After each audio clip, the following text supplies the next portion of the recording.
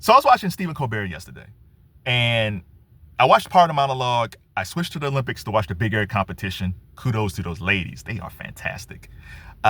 Came back to watch Jennifer Gardner because I always liked Jennifer Gardner, and then went back to watch Maria Taylor on the Olympics. While I was turning back and forth, what I missed was Colbert was supposed to have State Rep Talarico from Texas. Now, he's running up against Jasmine Crockett to be the Democratic nominee for the Senate. And they have whoever wins has a good chance of winning Texas. I think Talarico got a better shot than Jasmine, but that's a totally different video. So evidently, the CBS lawyers told Colbert, yeah, we know you filmed this interview with Talarico. You can't air it. We don't want to get in trouble with the FCC and FCC chair Carr. Now, Stephen has already lost his show. Skydance owns Paramount. The Ellison family, they're friends with Trump. So they made sure part of that deal was that Stephen lost his show. So Stephen lost his show. His show will be off in May. So you're basically telling the guy, Stephen Colbert, yeah, we know you filmed this thing, so we're not going to air it. So you know what happened? Stephen Colbert just uploaded it online. He uploaded the whole interview online, and they told him, don't say anything about it. Now, you already took away this man's show. Now, you're taking a comedic host, and you're telling him, yeah, we're going to take away your guest, and we don't want you to say anything about it. Even if Stephen didn't say anything, Representative Talarico uploaded it on his social media channel, so you can see the whole interview on his social media, and you can see the whole segment on the Late Show with Stephen Colbert channel on YouTube. This is so ridiculous. Now, with this news coming out, the Google search for Talarico has skyrocketed, which will only help him as a candidate with fundraising. Oh my God. Like Jasmine Crockett probably feel like, damn it, it's already a tight race anyway between those two. But because CBS did this, and under the direction of probably Barry Weiss, who runs CBS, because they did this, they even given more exposure to Talarico. And why?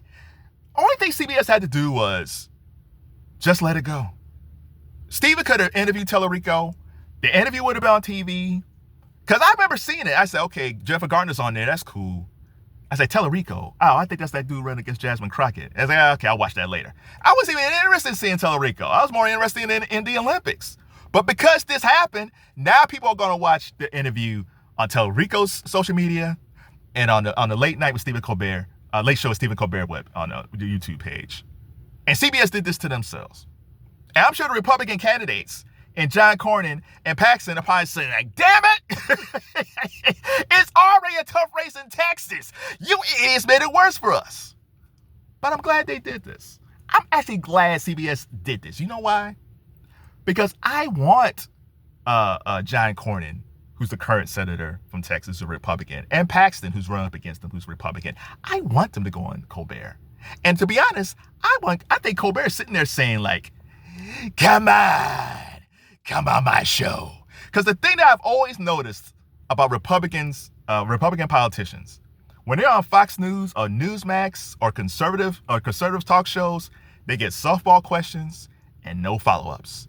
Whenever I see any of these politicians and they're on Stephanopoulos or Meet the Press or Face the Nation, they all get flustered. It doesn't matter if it's a female Republican or a male Republican. They always get flustered because this is the first time they actually ask tough questions or follow questions. Like, well, how dare you? Oh, you're a leftist. It's like, no, they're just asking simple questions because conservative media doesn't ask hard questions. So Colbert is like, I don't mind having John Cornyn on my show. I don't mind having Paxton on my show. Bring them both on because I'm going to light their ass up. And to be honest, I don't think John Cornyn wants to go on Colbert. I don't think Paxton wants to go on Colbert because they know what type of person Colbert is. They know he's going to ask them tough questions. And they're probably not even super tough questions. These are questions that Republican conservative media doesn't ask. I swear to God, the one thing that's always weird about conservative people, like conservative leaders and conservative media, they always act like they're the smartest people in the room. Dems get it wrong too sometimes, and liberals get it wrong sometimes too. But the Republicans always feel like, well, we just know better than everybody else. Why in the hell, if you're Barry Weiss and you're Skydance who owns Paramount, why would you want to keep on poking the bear, Stephen Colbert? You already canceled the show. He knows he's gone in May. Let him have his guests. But no, you poked him even more. And worse yet, you gave more shine to a Democratic candidate in Texas that most people probably didn't know across the country. Now they're going to donate even more money to help him get elected, or at least give more money to the Democrats in Texas to help them beat the Republicans in Texas. Congratulations, CBS. Congratulations, Barry Weiss. You are an idiot. Shout out to Stephen Colbert. Shout out to Jennifer Garner. Shout out to those idiots at CBS, owned by Skydance and Barry Weiss.